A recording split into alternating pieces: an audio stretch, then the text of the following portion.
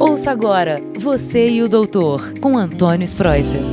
Olá, ouvintes do podcast Você e o Doutor. O tema dessa semana ele é muito interessante porque muitas pessoas confundem, evidentemente, muitos estados, muitas desordens, muitos processos em saúde, e a gente está aqui para realmente esclarecer, conversar, explicar e ver as diferenças, as novidades e os tratamentos, né? Então, eu vou falar hoje sobre a síndrome de Asperger, ou Asperger, ou em alemão, Hans Asperger. Então você vê que tem vários nomes por uma mesma condição, uma mesma situação, que é um transtorno do desenvolvimento. Normalmente, quando a criança nasce até os 2, 3 anos de idade, os pais vão notando que a criança tem um pouco de dificuldade de socializar. A socialização na criança é um ato tão importante que quando você conversa com as crianças, normalmente as crianças olham para os nossos olhos, elas se comunicam, ela fala com os olhos, né? Em pediatria a gente fala que a criança fala com os olhos. Ela olha para você, você já sabe se ela tem dor, se ela tem fome, se ela quer brincar. Mas as crianças que têm a síndrome de Asperger, ou Asperger, essas crianças realmente elas têm a dificuldade em socialização. Elas não têm um contato visual eficiente. Então, no começo, mais ou menos em 1980, 1990, eram consideradas até, essa síndrome era considerada até fora do autismo. Não se considerava, o autismo era um tipo de situação, de desordem, e o Asperger era outro tipo.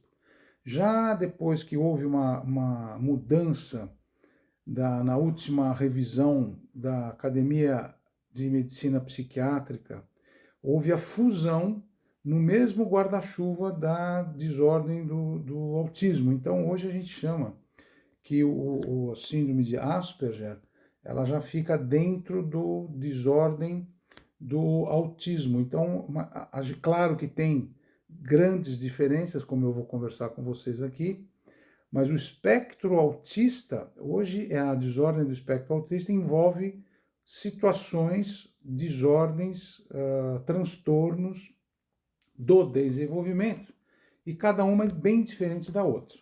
Então, o Asperger, ele começou a ser falado em 1944, um pediatra austríaco chamado Hans Asperger, ele notou que 4 crianças tinham essa deficiência de comunicação, socialização e tinham um pouco de... falavam bem, não tinham déficit motor, mexiam bem com as mãos, falavam até muito bem, mas não se comunicavam bem, tinham algum distúrbio, não queriam se socializar, não queriam participar de reuniões. Então esse médico austríaco publicou esse caso e ele se via como um paciente que tinha algum distúrbio. E também hoje a gente sabe que esse médico ele tinha síndrome de Asperger. O caso é assim, então quem tem Asperger, desde criança já é feito o diagnóstico, por isso que é muito importante a gente conversar, que quanto mais cedo a gente diagnostica, melhor é. Melhor é a socialização, melhor é a condução do caso. Aqui no Brasil a gente tem mais de 150 mil casos anuais, precisa de um diagnóstico médico e geralmente são muitas especialidades que são envolvidas, tanto a neurologia, neuropediatria, psiquiatria, a psicologia. Então isso é uma tarefa multidisciplinar, uma equipe multidisciplinar, para se fazer o diagnóstico, que a gente sempre sugere depois dos 2 anos de idade, que isso seja feito para que tenha um desenvolvimento bom. E a síndrome de Asperger hoje é um estado do espectro autista, né, considerada dentro, mas geralmente com uma adaptação funcional muito maior. Nós sabemos que o autismo, a criança que tem autismo tem um déficit muito maior em termos de comunicação, socialização, contato, aprendizado, linguagem, principalmente a linguagem, né? Já a síndrome de Asperger tem uma linguagem perfeita. E tanto é verdade que quem tem essa síndrome tem uma obsessão, até compulsão em certas matérias da escola, que ficam exatamente gênios, cientistas naquela matéria. Por exemplo, a pedra, uma linguagem latina especial, por exemplo, dominam o linguajar, eles ficam obsessivos naquele assunto e ficam, como eu falei, experts.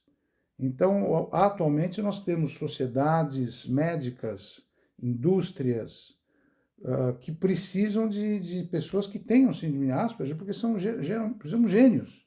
Eles se projetam de uma forma tão grande que dominam totalmente esse assunto. Então, quando você faz o diagnóstico, geralmente o tratamento é feito por uma terapia multidisciplinar, né? É um tipo de treinamento de comunicação, a terapia comportamental com pessoas, com grupos, né? Então sempre tem um grupo de apoio que orienta, e o biofeedback, que é um tipo de terapia usada em psicologia e psicossociologia é muito usado também, terapia cognitivo-comportamental, em termos de psicologia e psiquiatria, para controlar uma série de situações que é feita no dia a dia, porque Asperger não gosta de socializar, né? Como eu falei, muitas vezes não gosta de ir em festa, fica mais afastado das reuniões familiares, e a terapia familiar também serve para isso, inclusive os pais. É muito importante a educação dos pais para quem tem Asperger, para saber que tipo de comportamento vai ser feito. Em termos de medicamento, nós sabemos que os psiquiatras são importantes também para o acompanhamento do Asperger, porque muitas vezes podem desenvolver um quadro misto de ansiedade, depressão, um transtorno mais obsessivo-compulsivo.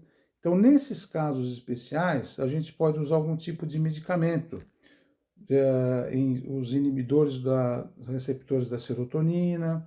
Então, a gente tem que escolher que tipo de medicamento que se casa, mas não para o Asperger em si, mas mais para um quadro, como eu falei, depressivo ou ansioso, que se ou não estiver associado ao Asperger.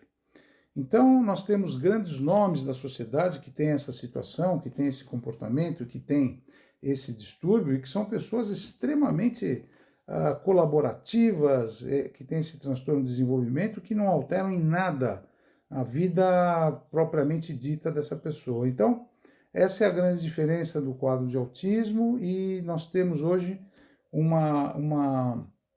um desenvolvimento em termos de terapia multidisciplinar muito grande para ajudar, para fazer com que essa pessoa participe da sociedade de uma maneira bem eficiente, principalmente em termos familiares.